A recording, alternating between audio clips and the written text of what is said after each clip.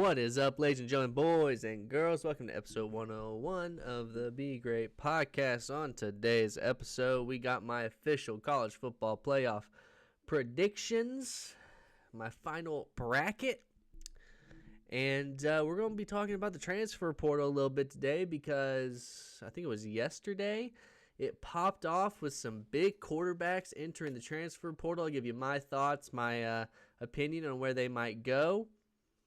And we're just going to hop right into it, all right? We'll start off with the bracket, my official college football playoff predictions. So, let's get right into it. I had to take a sip of Sunkist. By the way, Sunkist, underrated drink, let me tell you. So, where do we start? You know, we'll start off with the Friday night game, I guess. Alabama at Oklahoma. This one is, in my opinion, the hardest one to pick. I have gone back and forth on this in my head. But you know what? I think I am going to go with the Alabama Crimson Tide to pick up the dub. I don't believe in either one of these teams. I don't trust either one of these teams. But I think that Alabama does have the better offense. I think Oklahoma has the better defense. I think Alabama can get this one done. I really do. I think they are the overall better football team compared to Oklahoma. And I just think they're going to pick up the dub on Friday. But I think it will definitely be a close game. Oh, man. Ole Miss, Tulane. Look, I think there's a chance that Tulane could make this a little interesting, get some revenge maybe. But I'm just going to pick Ole Miss to win. They're the better football team. It'll be interesting to see how this team looks. First game without Lane Kiffin at head coach. But I'm going to pick Ole Miss to pick up the dub against Tulane. I'm obviously going to pick Oregon to beat James Madison. That's going to be a blowout. The fact that is the primetime night game is absurd because Oregon will be up by probably 3 touchdowns by the end of the first quarter. Texas A&M Miami, I think, is the best game on this. I think it's the most interesting game on this. But I feel confident that Texas A&M is going to get the job done and beat Miami. Carson Beck is due for a multi-interception game. Texas A&M, their last game was a loss, and so I think they're really going to come out with some fire and some passion, wanting to really win this game. And, I just think Texas A&M pulls out the win against Miami. I think Texas A&M's the better football team, and I think that Carson Beck is a liability, plain and simple. And also, Mario Cristobal cannot be trusted. That's another reason. Oregon will play Texas Tech in the quarterfinals. This one is the hardest one for me to pick in this quarterfinal matchup because I think Texas Tech is a good football team. However, I also think Oregon's a good football team. And my issue, I feel like people are overrating Oregon a little bit. I've heard way too many people say that Oregon's the third best team in the nation, and I think that's just absurd. I think that's absurd. But I think they're going to beat Texas Tech. I think they're going to beat Texas Tech. I think they have the overall better football team. I think Texas Tech needs another year or two until they're truly a threat in the playoff. And I'm going to have Oregon pick up the win against Texas Tech. Also, with the way Oregon went out last year, I think they're really going to be looking to do a lot better this year. I think they're going to make sure that does not happen to them again. And I think you're going to see a really focused Oregon team. Alabama plays Indiana. Look, as tempting as it is to pick the upset here, because if there's any team that would do this upset and beat Indiana, it would be Alabama. I mean, wouldn't it just be in their nature? I'm going to pick Indiana. They're the better football team. They're the real issue that Alabama has had is when they have come across physical football teams. Indiana is a physical football team, especially defensively. I think they would put Ty Simpson in absolute hell and have him seeing ghosts. And I think Indiana will pull out the win there and win the Rose Bowl. Ole Miss will play Georgia. Georgia will be back in New Orleans for the Sugar Bowl. And I think Georgia beats Ole Miss. I think Georgia has the easiest early path here. I think they have the easiest quarterfinal matchup, really no matter who they play. Obviously, if Texas Tech gets JMU, that's probably easier, but they're not going to. So I think Georgia's going to have the easiest quarterfinal matchup. Pete Golding now a head coach. I just don't see this Ole Miss team. I understand the whole, it's hard to beat a team twice, and I truly think that that's a thing.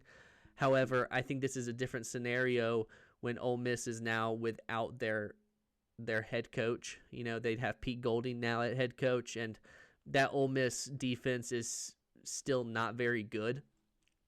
So give me Georgia to pick up the win, and I think this long break for Georgia is going to do wonders for them. Ohio State, Texas A&M. Honestly, I think Ohio State is one of the best teams in the country, but I think they're the most vulnerable here in the quarterfinals playing Texas A&M. And honestly, I think even if this is Miami, I think they're still the most vulnerable. Well, I guess Texas Tech would be the most vulnerable, but you're talking about 4 versus 5. I mean, 2 versus 7. I mean, for a second seed, Ohio State I think is very vulnerable in this spot. If I'm Ohio State, I would 100% want to see Miami rather than Texas A&M, because Texas A&M is a unique team in the fact that if you catch Texas A&M on a good day, you're in trouble. You are in big trouble because they're going to drop at least 30 on you. At least 30. When Marcel Reed is in his flow state, you are in trouble. Now, the thing is, Texas A&M's defense has been very susceptible this year. So I think Ohio State can score a lot of points on that Texas A&M defense. I could see this game 100% being a shootout. But I think Ohio State's a better football team, so I'm going to pick Ohio State to beat Texas A&M. Semifinals, Oregon versus Indiana, the rematch. I've seen a lot of people have this as their semifinals. Oregon, Indiana, Georgia, Ohio State. And a surprising amount of people, in my opinion, have been picking Oregon to beat Indiana. And I'm not going to go that route. I think Indiana is too physical for a team like Oregon. I think physicality in college football is the key. I think if you're a physical football team, you can mentally break so many good football teams. Okay? Honestly, I do think that. I mean, that's what Michigan was doing to Ohio State for years now. They were just the tougher football team, and they would mentally break them. You know, you saw Georgia do that against Alabama in the SEC championship game. Now, that doesn't mean you're unbeatable. But I think Indiana's the tougher football team. I don't think Oregon's a very tough football team at all. And I'm going to pick Indiana to win and go to the national championship. Georgia, Ohio State. You know, I have a brother-in-law who's an Ohio State fan.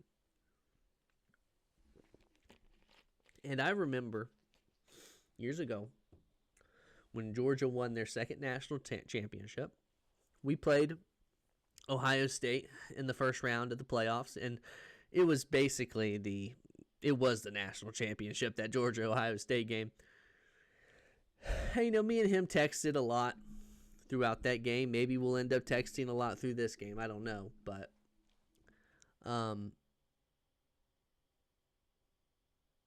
look, Ohio State is a very talented football team. I just want to make that clear. However, I think there is something to... I'm trying to figure out a nice way to say this because I don't want to get in trouble. I'm trying to figure out a nice way to say this. My issue with Ohio State, and I've seen it a lot this week with Ohio State media. I mean, I think Ohio State has the most pearl clutchers I've ever seen in my entire life. I mean, Julian Sayin should not be in New York for the Heisman. He shouldn't have been there. He had no place there. In the 2 games where Ohio State has played actual competition, Julian Sayin has been mediocre at best. At best. And that, to me, is a massive problem. It is a massive problem. Because in the Texas and Indiana game, that offense of Ohio State has scored a combined 24 points. Combined 24 points. Last year, Ohio State was scoring 24 points in their sleep with that offense. In their sleep. This year, the 2 times they've gone up against competent defenses, they're having a hard time getting 2 touchdowns. They're having a hard time getting to double digits. And that's a big concern because, look, that Ohio State defense is really good. But you cannot just expect to hold every single team. You're going to have 3 games in a row. If you make it to the national championship, you'll have 3 games in a row. Are you really going to expect to hold every single team to under 14 points, under 17 points? I don't think that's realistic. Yeah, you did it with Texas. Well, guess what? Arch Manning, that was Arch Manning's first game. And he folded like a lawn chair. And we saw Arch Manning was better as the season went on. If you got later in the year Arch Manning in that first game, guess what? You lose. Fernando Mendoza did just enough to win. And was without one of their best receivers, by the way. This Ohio State team offensively, I think, is a big question mark. And you're going to go up against Georgia, who's a physical football team, especially defensively. They're starting to find their pass rush. Their corners are getting better and better. C.J. Allen is becoming a star before our eyes. And I just think that's going to be concern. I think it's got to be concerning. Look, I think it'll be a low-scoring game. I think Ohio State's defense will be able to hold Georgia's offense. But will you be able to hold it enough is the question. And when it comes down to it, to me, this game is about who's the better head coach. And it's Kirby Smart, and it's not even close. And spoiler alert, Ohio State could could beat Georgia, win the national championship. I still think Kirby Smart's better, and it's not even close. Because Ryan Day he makes just these dumbest mistakes I've ever seen in my life. Dumbest mistakes. This game could come down to special teams. And as we have seen, when it comes down to special teams, Georgia usually wins the game. I'm going to pick Georgia to beat Ohio State, but it'll be close. I think everyone can agree on that. I have Georgia versus Indiana in the Natty. I don't know. I think I might be sick if Georgia loses a national championship to Indiana. I'm going to be honest. I'm just going to be honest. Even though I understand Indiana's a good football team, I would be sick if we lost a national championship to Curt Cignetti in Indiana.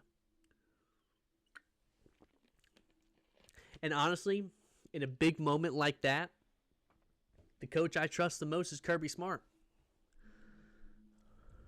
The coach I trust the most is Kirby Smart, man. So I have Georgia beating Indiana, being your national champions, obviously. You could probably expect that was where that was going to lead.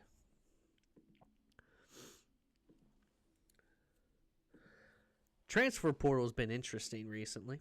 You had Sam Levitt enter the transfer portal. You had Dylan Raiola enter the transfer portal. You had Brendan Sorsby enter the transfer portal. DJ Lagway entered the transfer portal. Kenny Minchie is obviously in the transfer portal. Aiden Childs entered the transfer portal. A bunch of guys. Sam Levitt, we kind of expected. Kenny Minchie, obviously he's been in the transfer portal. Aiden Childs isn't surprising with Michigan State getting a new head coach. DJ Lagway, I felt like was 50-50. It really just kind of depended to me if Sumrall wanted to keep him. It sounded like Sumrall was interested in keeping him, but DJ Lagway, I guess, just didn't want to stay. And Dylan Raiola is not that surprising to me. Now, as far as where they all go, from what I have been hearing recently, it sounds like Sam Levitt to LSU has a lot of noise. I've heard Dylan Raiola possibly to Miami. I've heard a lot about Brendan Sorsby to Texas Tech, but I do know Brendan Sorsby could just go to the draft, so he'll have to make that decision. DJ Lagway, I've heard a lot of noise about him to Baylor. I think a place like Baylor would probably I think that'd be good for DJ. Go somewhere where the expectations aren't as high and just develop and play football, man. I think that's what he needs right now. The interesting ones, I mean, Kenny Minchie, Aiden Childs, it's hard to say where they're going to go. I think if Texas Tech misses on Brendan Sorsby, like if he decides to go into the draft, I could see Texas Tech going after Aiden Childs. He's an underrated quarterback, in my opinion. Kenny Minchie, another guy who could go into a team and start. I've heard him to maybe Cincinnati. I've heard him to maybe Tennessee. A lot of guys entering the transfer portal, and we're not anywhere close to done. We're not anywhere close to done. You don't know who from these teams that are in the playoffs. You don't know who out of those guys are going to be entering the transfer portal. It'll probably really pop off after these upcoming games this weekend, which all the losing teams, you'll probably see a lot of them be announced as they're going to the transfer portal. Of the losing team, maybe of the winning team too. I don't know, but transfer portal is going to be real interesting. I imagine your usual suspects will be the main ones getting all these transfer portal guys. Your LSUs, your Miamis, your Texas Techs, Texas. But we'll see. By the way, I just remembered that this happened since my last episode. Sharon Moore lost his mind. Sharon Moore completely lost his mind. And you know what? It's so beautiful. I remember towards the beginning of this podcast when I was doing this, I talked a lot about the Michigan cheating scandal that was going on a lot when I started this. I tried to tell everyone that Michigan is a bunch of scumbags. They're a bunch of cheaters, and they suck. And it's just nice to see all of it now coming to fruition. It really is. I mean, Sharon Moore lost his mind. How Ward Manuel, the athletic director, still has his job today is beyond me. He should be fired immediately. And yeah, I don't really care who Michigan gets because at the end of the day, their football program is an absolute shambles. Bryce Underwood possibly could transfer. We'll have to see. I just don't understand what Michigan is doing. I do not understand. And you hear all this smoke about Kalen DeBoer. Look, if Kalen DeBoer wants to go to Michigan, that clown show up north, be my guest. Be my guest. But by the way, Alabama fans, I have seen so many people, so many Alabama idiots who have said, go ahead, DeBoer. Go up to Michigan. We'll go grab Lane Kiffin from LSU. Or they're like, oh, I bet you LSU fans are nervous because DeBoer's going to leave and we're going to get Kiffin. That's not how this works. I know that you think just because you're big bad Alabama that you can just snap your fingers and the coach you want will just teleport to you. That's not how this works. Lane Kiffin just signed with LSU. He's not going to Bama. Do you know what his buyout would be? It would be absurd. I bet you it is an absurd amount of money. Okay? Alabama's not getting Lane Kiffin. And don't even start about Ryan Day or Kirby Smart or I'm going to laugh. Okay?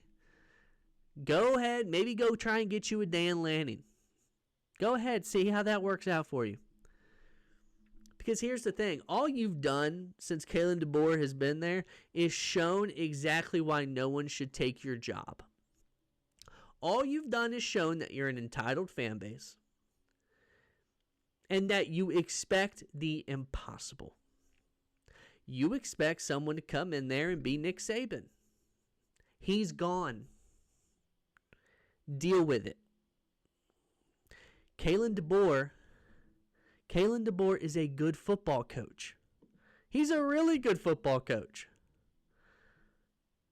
I don't know who you think you're going to hire that is like so much better than Kalen DeBoer. But hey, more power to you, I guess. More power to you. Trust me, Ohio State fans don't want Kalen DeBoer to be at Michigan. They don't want that. They could hardly beat Michigan when Sharon Moore was the head coach. Just wait for it to be Kalen DeBoer. I mean, goodness. And even though Kalen DeBoer came out and was like, I like it here in Alabama. I'm good where I'm at. Until we see an extension signed, Mr. DeBoer, shut up. Okay? Just shut up. Because a lot of it might depend on how that Oklahoma game goes, to be honest. But that has been episode 101 of the Be Great podcast. I hope everyone enjoys their week. We got another episode next week. We'll go over what happened in the first round of the playoffs. Hope everyone enjoys their week. Don't forget to go out there and be great.